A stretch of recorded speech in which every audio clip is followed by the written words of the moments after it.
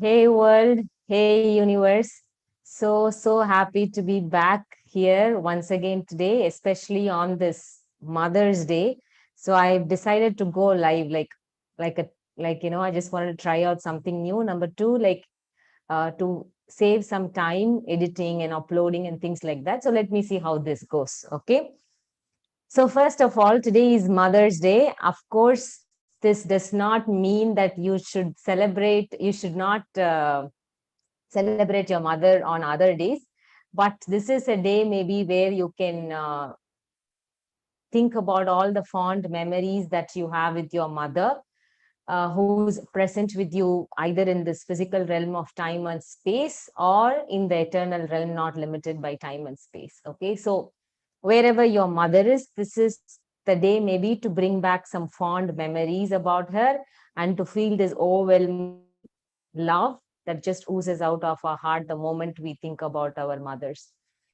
And I also want to honor the feminine energy in all of us, whether we are males or females or we do not have any gender identity, because the truth is that all of us hold both the fierce masculine and this divine, compassionate feminine within all of us.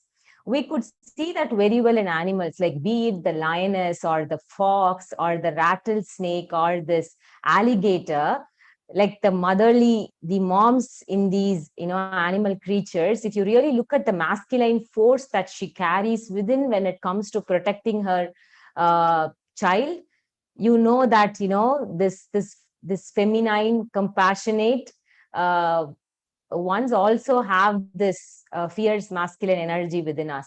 The same thing when you look at fathers, like even in the human tribe, when you look at fathers, some fathers clearly exhibit this compassionate yang force within them, like who apparently some of them become mothers for many. So it's not that motherhood is just limited to only people who are born females. Okay, because if you look at mother nature, who holds all our weights as the compassionate ever adjusting mother, but also throws out natural calamities, be it earthquakes or the pandemics that we are seeing now. When she realizes that things are not in order, then she throws out that fierce side of her. So basically, the infinite intelligence holds the energy of both genders.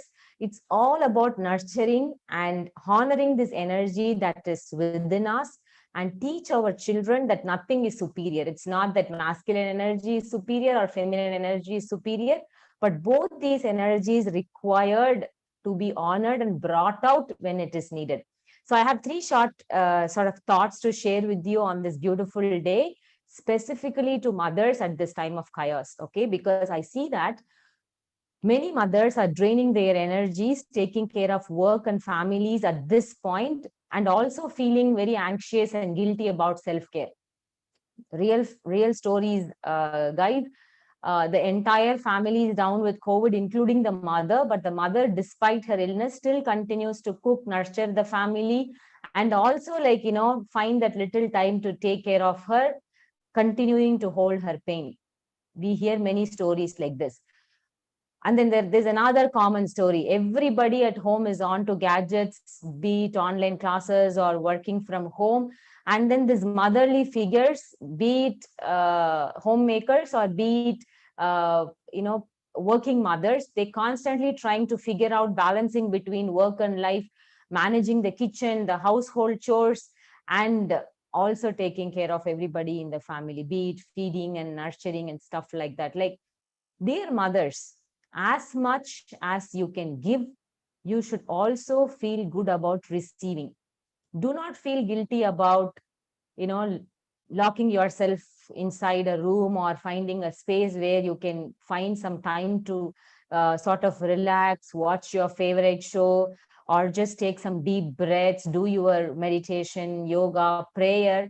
Do not feel guilty about taking the time off from this chaotic times where you're all the time giving, but you feel so guilty about receiving. So do not feel guilty about the self care, the self nurture, the time that you take to pause, the time that you take to slow down for your own self-care. And also, most importantly, when you think you need help, do not hesitate to ask for help, because if you drain your energy, then that is the worst thing that can ever happen to the entire family, because you are the pivot. Okay.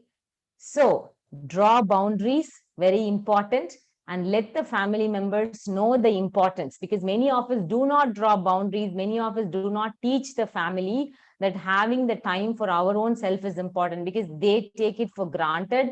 And all the time you are giving, they are receiving. But please take time to self-care and nurture your own self, and hold your energy, preserve your energy at its highest, because we need you, mothers. Okay, that's the first thought. The second thought is about parenting. There is so much anxiety about kids' future, like, remember, like, because especially this online class and what's going to happen. But parents, like both mothers and fathers, you can remember this, that kids are equally anxious about this. And in our culture, we are not taught to express our emotions. Okay, so what do? We grow as these adults with suppressed and oppressed emotions, and these emotions later exhibit as arrogance and anger, because when we get the stick in hand and when we become the so-called responsible parents, we express these oppressed emotions as arrogance. So kids are also anxious. It's really important to understand and value their emotions, and provide safe space for kids to express their feelings. So what should you say, you know when these online classes are going on, and when your kid is bothered about helping another kid, okay, do not tell them that what is your problem, do your work. It's important that you do your work. Please don't tell them. It's important to teach them to collaborate rather than compete and come first, because the future world needs leaders. The current world needs leaders who possess this high levels of emotional intelligence, kindness, and compassion, and not the ones who are so arrogant about proving their point right. Okay, so learn to teach kids to collaborate. Kids actually have this innate wisdom within. They are born kind. They are born with that innate wisdom of helping others, nurturing others. Like you see these kids holding the toys with that motherly care. So they all come with that motherliness, but we kill it over a period of time, because we tell them that they need to be self-centered, and their growth is more important than anybody else. So when your kid volunteers to help others, feel proud about it and let them collaborate and learn, and not compete.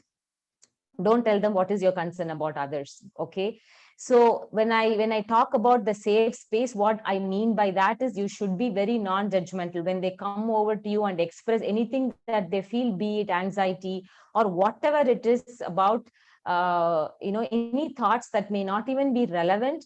But just remain non-judgmental and listen to them with the kindness and compassion, because that is what they're looking for, because they don't now have the sort of social interaction that was existing before in the school circle and setup. They can't even go out again because of all the stringent lockdowns that are in place. So you are the safe space for them now and ever. So please remain non-judgmental and provide that safe space. And it is so important to take this time to heal our own traumas, because when we like throw these tantrums onto them and show our anger and take our revenge, then it's important to realize, be gentle with our own self, because it's our own childhood traumas that we have not processed. And that is what is showing up as this biased feeling of, oh no, I have to take control of you. Okay, so throw away all the biases that you hold within. They know what to become. They have only come through you. It's not that you are totally responsible for them. They know what to do. Just provide the safe space and nurture them. And that is what we can do as, like the best parents that we can be. The third point is honor intuition over intelligence. It's very, very similar to the point that I told earlier about emotional intelligence, because we are not in our culture, we are not taught to tap into our own inner wisdom. Like, we are not allowed to say, I am feeling sad. The moment you say I'm sad, the next response that you will get from the family members is just go and do your work. or don't feel sad, get up and just start doing your work. Okay, so do not introduce all the biases that you hold within your head. This is the time that you can become the best version that you can become, like the best parent, and also let your kids become their best versions. So the thing that you have to do is to let them honor their intuition and inner wisdom, and not the so-called intelligence. Okay, so when they want to express something, let them express. You also tune into your own bodily emotions and learn to express the feelings. Okay, that is very, very important. And all of this works for fathers as well. This is not just for mothers. And to everyone who even does not have biological children of your own, or even to youngsters who feel that it's your responsibility to nurture the next generation, because this is the time where we need to nurture children and we need to help them grow uh, as responsible individuals. And children grow by seeing and not by listening to our gyans. Okay, so let us be responsible parents and adults. And I have important resources for you in the description below. The first resource is a poster about I am a good mother, because many a times we feel so guilty. We consider our past. Even if we want to become good parents, we think, oh, I have not been a good parent so far. And about the self-care thing that I told, so use this poster. It talks about some of the affirmations that you can use to let you know that you are a good mother, my beloved. You are a good mother. Okay, the next thing is an upcoming positive parenting conference that talks about how you can become a positive parent. The link is below. And also about a quiz that you can just test for your own self about the parenting style and the positivity that you hold within as a parent. That is very, very important, because the world needs humans who are so kind and compassionate and hold highest levels of emotional intelligence. And we don't need arrogant leaders. So as mothers, we hold the key in our hands to let them grow as these individuals who are not biased, or who are not taught with these limiting beliefs that you hold. So do not impose all your limiting beliefs onto them. Let them grow as responsible uh, adults. And the key is in our hands as mothers. Once again, wishing all the beautiful women out there, all the mothers out there, my own mom, all the beautiful women in my family and in the entire world, and of course, to all the parents, wishing you all a very, very happy Mother's Day. Let's celebrate the feminine energy that is within all of us, not just this day, but in the days to come. And of course, until I see you in the next episode, signing off with infinite gratitude, bliss, and happiness. This is yours, Riz. Let the soul speak.